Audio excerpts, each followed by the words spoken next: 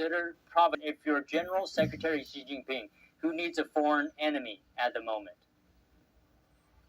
Well, this goes back to the Colonel's comment that this is being driven by internal developments in China. Failure of the economy, certainly a loss of support for the Communist Party. And Xi Jinping, remember, he has staked his personal legitimacy on annexing Taiwan. And so, we can sort of view the world in rational terms, but from Xi Jinping's point of view, he doesn't view it that way. And yes, China would like to take Taiwan whole, and they'd like to have TSMC's facilities without any damage. But from Xi Jinping's point of view, I think that he'd be willing to take back Taiwan as a radioactive slab. Now, the people in Taiwan say it's not taking back, it's taking, because the People's Republic has never ruled Taiwan. But however you characterize it, I think Xi Jinping doesn't really care ultimately the condition of Taiwan. What he cares about is making it China's 34th province. And that is, we have to view it in his terms, not our terms. And why does he need an enemy? He needs an enemy because first of all, he inherited a consensual political system in 2012. By grabbing power from everybody else, he grabbed accountability. He's got nobody to blame. He's also raised the cost of losing political struggles. His policies are now failing across the board. And Xi Jinping's general Maoist view on society, that's not helping. So he has now a choice. He can allow, quote unquote, historical forces to take their course and wipe away the Communist Party and throw him out of power. Or he can start a war someplace. Could be Taiwan, could be Japan, could be the Philippines. But the point is that Xi Jinping's only way out is to start a war. Okay, Nan Su. For our newsletter delivery, we got flagged for misinformation, sending misinformation. We were threatened with, having our account suspended there. And these are we're a satire site. All of our stories are false because they're jokes. We had this other email platform, and they permanently suspended us for violating their terms of service and wouldn't tell us why. I go by Jackie. I'm 44 years old. I had 3 kids at the time and a single mother. I was working 60 hours a week. Still couldn't pay the bills. Skipped meals so that they could eat. It's been hard because one thing falls into place, 10 things fall out of place. I just can't do this alone and make it work. 1 in 5 children face hunger in America. Food costs are rising, but everyone needs nourishing food to thrive. And they can when we work together so our neighbors can feed their families. Call or go online right now to join Feeding America with your gift of just $19 a month, only 63 cents a day.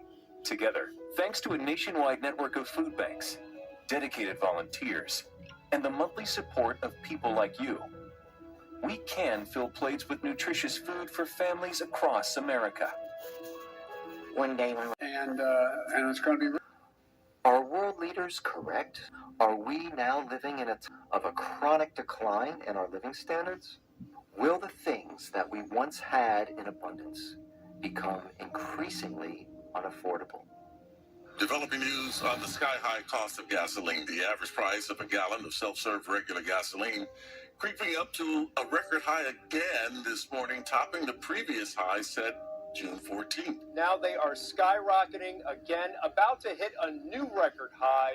People are angry, frustrated. While world leaders blame Russia, the root causes of this crisis go back well before the invasion of Ukraine. Gas prices will remain very high, and it also may result in some disruption. We cannot magically get sort of tens or hundreds of gigawatts of renewable energy before winter. So it is a matter of saving energy. It's a matter of securing sources. There should be more obligatory measures to reduce consumption. I think the effect of this crisis will be that Europe will be further down the path to emissions reductions than it would otherwise be. ESG is not an investment strategy. It's a disinvestment strategy. What ESG does is it goes to corporations and it tells them to get out of the business that they're actually in. For example, Exxon, pushing them out of the oil and gas discovery and recovery business, delivering reliable, affordable gasoline to American consumers and pushes them into ridiculous, supposedly green energy products that don't have a high return on investment, don't work for the American consumer. The nominees by Exxon of its board of directors were challenged by a small investment activist group called Engine Number One. Now, Engine Number One was backed by BlackRock, it was backed by State Street, it was backed by CalPERS and the pension funds. Those three activist challengers were successfully elected to the board with BlackRock and State Street backing and assistance. Brought in explicitly on a slate to move Exxon away from being a reliable energy producer, the king of reliable energy producers, and instead wasted shareholders' money on technologies that aren't particularly clean, certainly aren't reliable, and certainly aren't yet anything like feasible.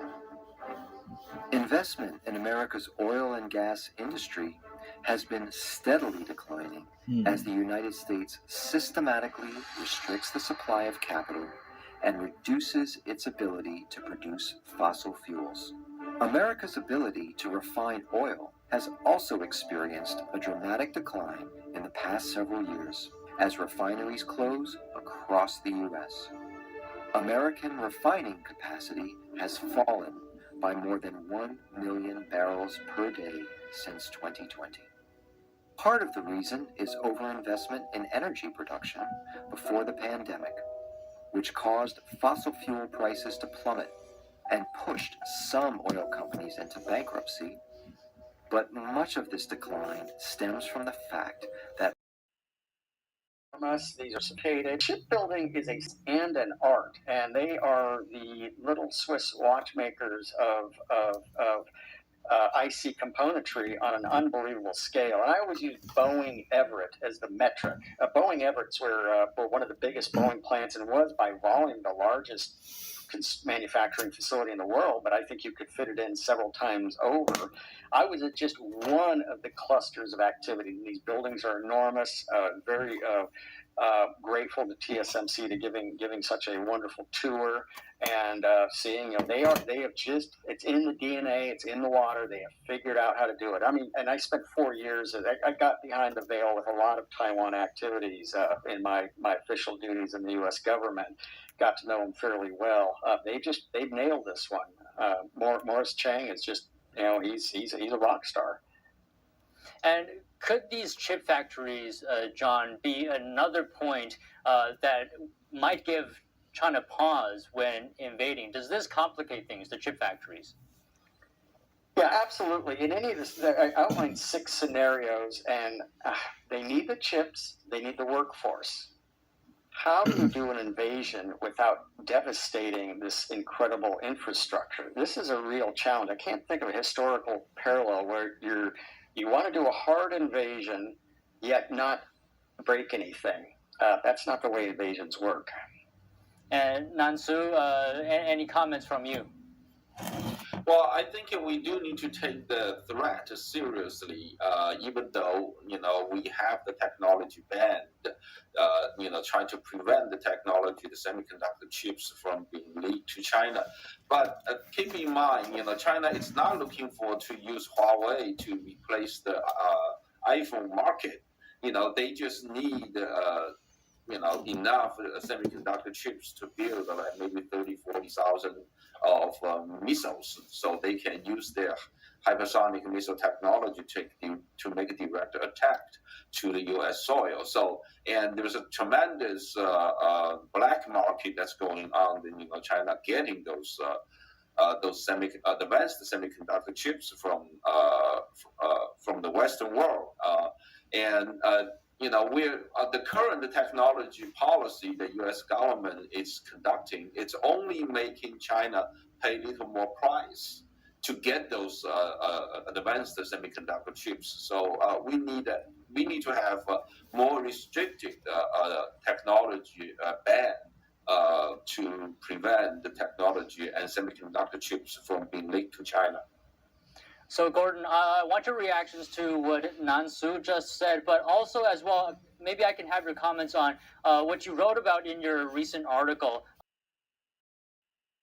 Whose official mission is to maintain a strong economy, has established a new Racial Equity Committee, and its newly appointed vice chair vowed to make racial equity central to the Treasury Department's mission. The U.S. Department of Justice has also taken on a political role, announcing in May that it would focus on climate justice. The Environmental Protection Agency attempted to dictate a national energy policy by forcing utilities to switch from fossil fuels to wind and solar, a move that was struck down by the Supreme Court as unconstitutional. The Department of Labor instituted a new rule under the Biden administration, which allows private pension funds to invest on ideological grounds rather than purely for economic returns. The Office of the Comptroller of the Currency, a bank regulator, instituted a rule under the Biden administration that gives banks the right to discriminate against entire industries for ideological reasons. And the Securities and Exchange Commission, an agency set up to protect small investors from securities fraud, announced new climate accounting standards for all listed companies. The new SEC rule for quote-unquote climate disclosures is probably one of the most terrifying pieces of regulation to come out of the SEC in its entirety of its existence. There's sort of three portions to it. It's called Scope 1, 2, 3. The idea is that at each scope, you're talking about how much emissions, carbon emissions are coming out of certain activities. Scope 1, pretty straightforward. It's the company's own emissions when they make a product. Scope 2 asks them to account for the carbon emissions of their vendors that go into the making of the product. So, for example, if you're a car manufacturer, you have to go and collect all the carbon emissions for all of your providers. Well, here's what's particularly horrifying about that. Those companies themselves may not be publicly traded, and yet through this rule, they're going to go force people to go force their vendors to adhere to this. And then Scope 3 is somehow even worse. Scope 3 is climate disclosures or carbon emissions disclosures around the consumer's use of the product. Scope 3 means there's going to be huge incentive to start tracking the behaviors of consumers, putting literal trackers on the products. Personal social credit scores are taking hold in China, where people's ability to travel, get jobs, or get into good schools is determined by their personal behavior. What they say or write, what websites they read, even how much time they spend playing video games. But could we ever have social credit scores for people here in the West? It seems fantastical to even contemplate that. And yet, the technology is nearly there. We're developing, through technology, an ability for consumers to measure their own carbon footprint. What does that mean? That's where are they traveling? You know, how are they traveling? This What will are they open your eating? eyes. What are they consuming on the platform? So individual carbon This will footprint open your tracker. eyes. If you want to work out your own carbon footprint, you need to know the amount of greenhouse gases like carbon dioxide you're responsible for creating. It's a difficult thing to measure precisely, and there are different definitions about how best to calculate it. But roughly speaking, there's the direct impact of using energy when we travel or to power our homes. And there's the indirect impact of the energy that's used to create all the things we use or consume. FICO, a company that calculates our personal credit scores for things like home and auto loans, predicts that ESG criteria will soon be a part of our personal credit scores. In this way, our personal carbon footprint could affect the rate at which we can get a bank loan, or even whether we can get a loan at all. Banks are becoming increasingly political. To achieve the goal of racial equity, Bank of America announced in September that it would provide mortgages to minority groups with no down payment required. An Australian bank recently took the lead in canceling loan programs for gasoline and diesel-powered cars. A subsidiary of J.P. Morgan Chase was threatened with a boycott by Missouri's state treasurer for abruptly canceling payment services for a conservative political rally there. Gun control has been another area where banks have gotten political. It started under the Obama administration with a program called Operation Choke Point. Having failed to get Congress to pass his gun control agenda, President Obama arm-twisted banks to do what he legally could not do. Operation Choke Point included and it looks like it may be something outside of the norm, then that information could be turned over to the U.S. Treasury's Financial Crimes Enforcement Network. What we're talking about with this is a heavy-handed approach that's going to put people who are exercising their Second Amendment rights onto a government watch list, simply for exercising that right.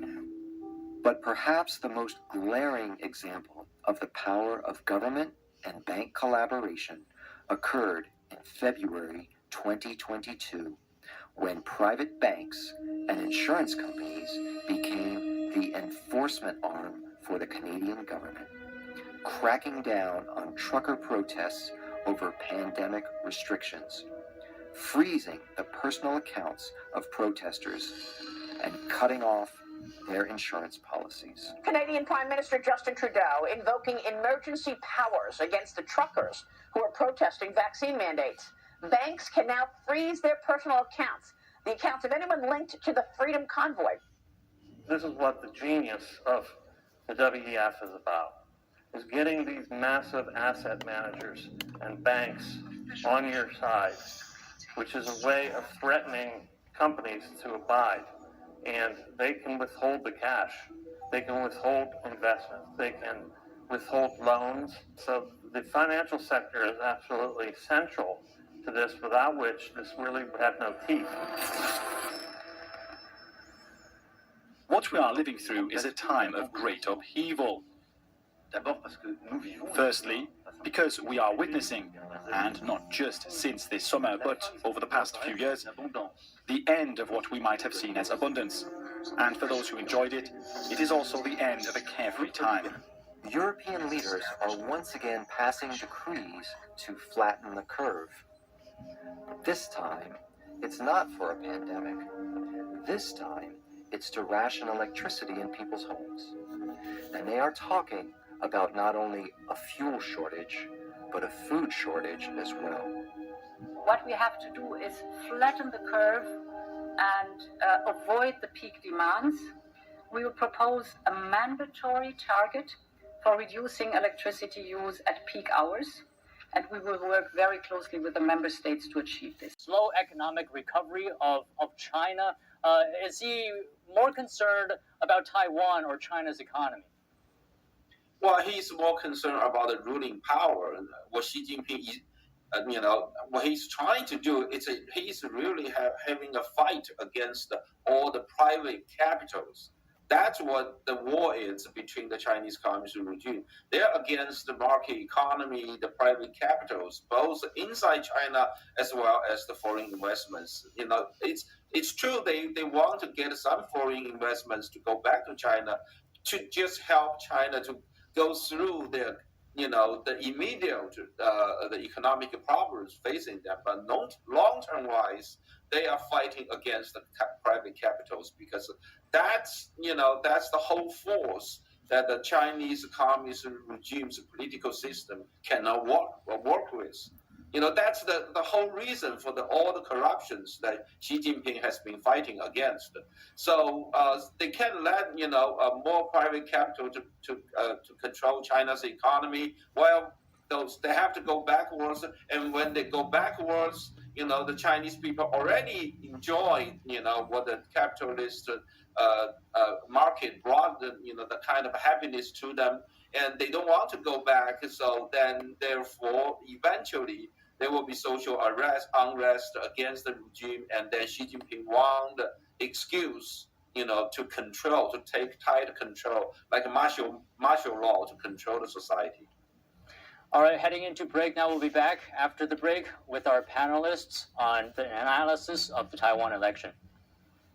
generate millions of followers on Facebook, but we post things there now that they don't show to anybody. We've asked Facebook directly if they've given us a low quality score because our articles no longer reach anyone. They used to go viral, but they're not reaching any people anymore. And they won't answer these questions transparently. The tech companies, to some extent, are just an arm of the people in positions of power in government. There is 98% ideological conformity amongst the employees at these companies. And they're to some extent completely blind to the biases that they have. They just think they're doing what's good and right. But what that ends up resulting in practice is everyone who disagrees with them is banned for either hateful conduct or misinformation. A couple of the steps that we have, that could be constructive for the public health of the country are providing for Facebook or other platforms to measure and publicly share the impact of misinformation on their platform and the audience it's reaching. Also with the public, with all of you. The government to is create robust enforcement strategies misinformation. that bridge their properties and provide transparency about rules. You shouldn't be banned from one platform and not others for providing misinformation out there. Corporate accounts will be frozen. The insurance on your vehicle will be suspended. The consequences are real, and they will bite. Will governments and corporations decide what we can say?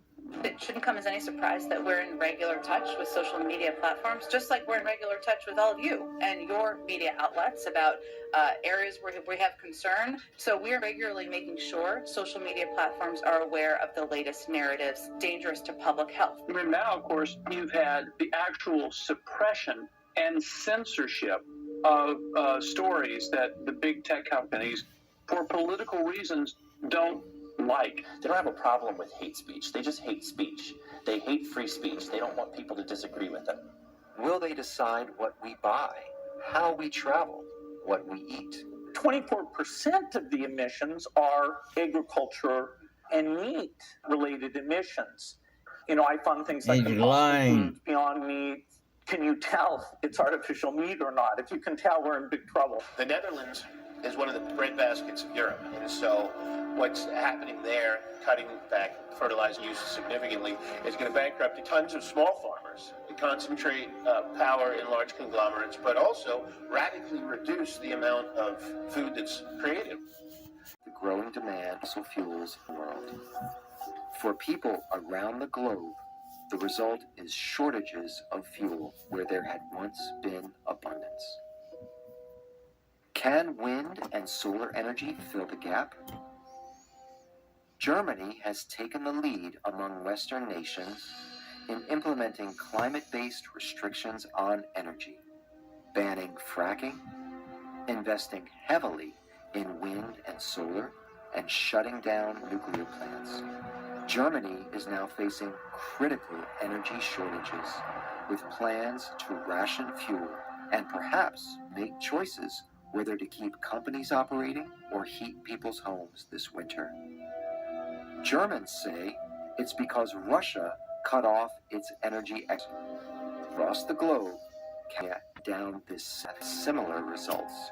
Increasing number of blackouts in California over the last 2 years, which is pretty terrible for such a rich, large economy like Californians to have blackouts at all. We should not be having power outages, and yet we are. And the reason is because we have spent so much money on weather-dependent renewable energy sources, mostly solar, that we didn't spend the money to maintain reliable power plants like natural gas and nuclear plants, and in fact are seeking to shut down another nuclear plant. So the idea has been that they would use this large wind farm off the central coast of California to replace Diablo Canyon nuclear plant, but that's totally ridiculous because, first of all, it would only provide half the power total of Diablo Canyon. But the other issue is that you can't replace a reliable source of energy with an unreliable one, with one that depends on the weather, on the wind or the sun. And the reason is that we saw it last summer. We had rolling blackouts in California because we didn't have enough energy, because we had shut down so many natural gas plants and nuclear plants. We saw it also in Texas. They had spent too much money on wind turbines, not enough on reliable energy sources, and they had power outages that actually killed people during the winter. More recently, California took steps to ban the sale of gasoline-powered cars, while at the same time telling residents there was not enough electricity to charge their electric cars during the day. As critical as energy is in our daily lives, even more essential is food.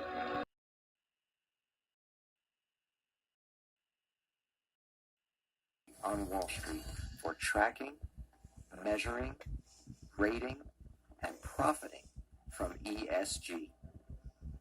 This includes rating agencies, consultants, accountants, proxy agents, and investment managers. For investment managers, the ESG movement has been especially lucrative.